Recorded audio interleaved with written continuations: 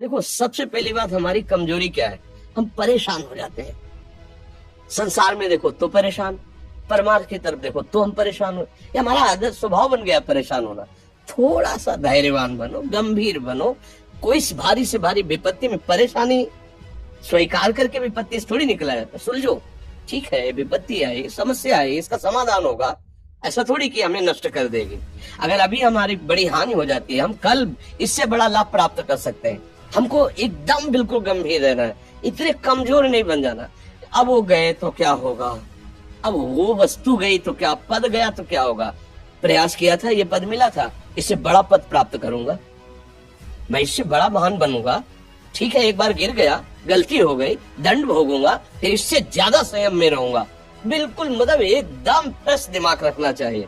और अपने लोग क्या है, जरा सी बात में एकदम पछड़ा कर लेते हैं, एकदम कमजोर हो जाते हैं। ये बिल्कुल ठीक नहीं है। हम जीवन भर की यात्रा की बात कह रहे हैं, भारी से भारी कष्ट में भी मुस्कुराना, तो हमें बल मिला है, हमें भगवान की कृपा का दर्शन हुआ है, हमें उनका दुलार दिखाई दिया है।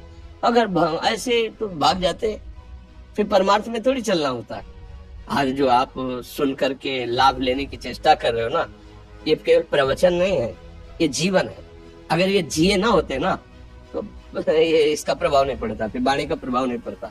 हम इसीलिए कहते हैं, जैसे आप लोग एकदम परेशान हो जाते हैं जब बोलो, क्या हमसे ज्यादा परेशानी होगी।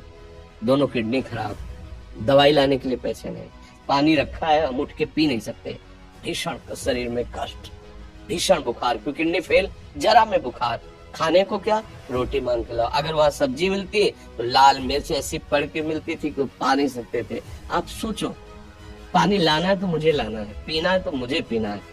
अगर मैं हारता तो कहां पहुंच जाता, क्या स्थिति होती। नहीं, मरना है, पर कदम पीछे। कोई दिन ऐसा नहीं जिस दिन सेवा न की हो, जिस दिन सेवा न गए हो।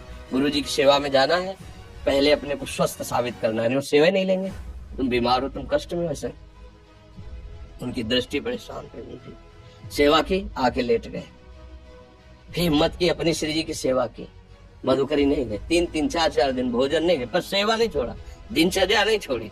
और उसका प्रधान कारण संयम, ब्रह्मचर्य, भगवदाश्रय, नाम जप, कभी हारने नहीं दिया। अभी भी थोड़ी देर बाद डायलिसिस शुरू होगा, हारने, आपको हारे हुए नजर आ रहे हैं।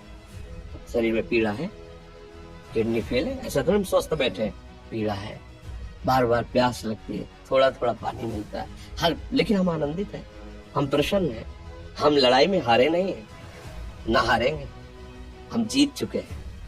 हम अपने मालिक के भरोसे में अपना सब बात, तो वो, ये हम अपनी बड़ाई नहीं बता रहे, हम आपको बता रहे समस्या। सोचो, तुम्हारे पास तो माँ है, भाई है, बहन है, परिवार है, कोई ना कोई तो है ना। मेरा किसी ने कभी जीवन में ध्यान भी नहीं दिया, क्यों? बचपन से बाबा जी बन गए, किसी से प्यार नहीं, किसी से संबंध नहीं, कोई जानकारी नहीं, हम कहाँ है, वो कहाँ है, किसी से कोई मतलब नहीं। अच्छा, जवान साधु कौन श्रद्धा करे, कभी गांव जाने की हिम्मत नहीं पड़ती कि रोटी मांग ले, पता नहीं लोग क्या सोचेंगे, क्या भावना कर ले। हम दरवाजे पे खड़े हैं, क्या कैसी भाव, तो जो हमारे सामने आकाश वृत्ति से आया यौवन अवस्था में, वही पाया, अन्यथा भूखे रह गए। जब हम हर समय अपने को विवेक के द्वारा सावधान रखे, तो हम कभी निराश नहीं हुए, कभी उदास नहीं हुए, कभी ऐसा नहीं लगा कि यार हम दुखी, कभी नहीं लगा। उसी का फल है कि उस सुख का संकेत मिल गया जहाँ दुख की निशानी भी नहीं, वही उसी के बच्चे हो। हम सब उसी धातु से बने हुए हैं। हम इतना क्यों परेशान हो जाते हैं, हम ये देखते हैं।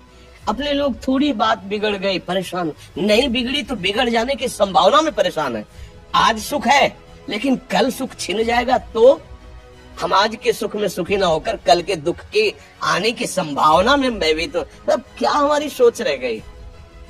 हमको इतना बलवान बनना है कि सुख और दुख दोनों हमको छू न सके। भारी से भारी सुख की व्यवस्था है तो अहंकार नहीं, हर्षित होकर किसी का अपमान न करे कि हम धनी, हम पदाधिकारी, अमुक। भारी से भारी दुख आया तो हमें किसी के सहयोग की जरूरत नहीं, हम फिर अपने कदम बढ़ाएंगे, हम फिर जुड़ी हुई अपनी भावनाओं को सजाएंगे।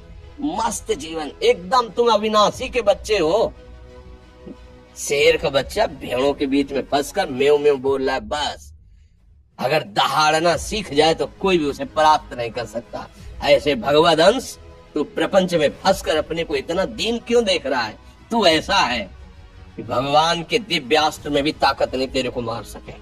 तू अविनाशी का अविनाशी बच्चा है, विनाशी भोगों को, विनाशी शरीर को मैं मान के इतना भयभीत, इतना दुख, ठीक नहीं।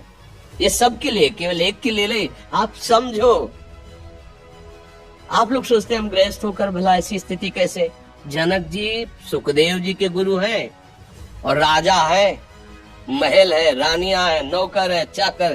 क्या सुखदेव जी जिनके शरीर में लंगोटी भी नहीं है, दिगंबर, परमहंस, परमहंस के गुरु है जनक जी जो राजा हैं। समझो आप ऐसा ना सोचे कि हम नौकरी कर रहे हैं, हम संसार में, हम गृहस्थ हैं, हम अध्यात्म की ऊंचाई पर नहीं चढ़ सकते। नहीं, आप एक सरकारी नौकरी या आप किसानी या व्यापार करते हुए आप एक अध्यात्म की ऊंचाई में चढ़ सकते हैं। और अध्यात्म ही है जो तुम्हें इस माया के दुख सुख से ऊपर उठा सकता है। दूसरा, चाहे जितनी संपत्ति आ जाए, आप सुखी नहीं हो सकते।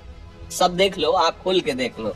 अध्यात्म ही है जो तुम्हें हर कष्ट सहकर मुस्कुराकर जीने का रास्ता बता देगा। कि आप आनंदित हो जाओगे, कुछ नहीं बिगड़ा। अध्यात्म है तो कुछ नहीं बिगड़ा, अध्यात्म नहीं है तो कुछ नहीं बना, कुछ हाथ नहीं लगने वाला।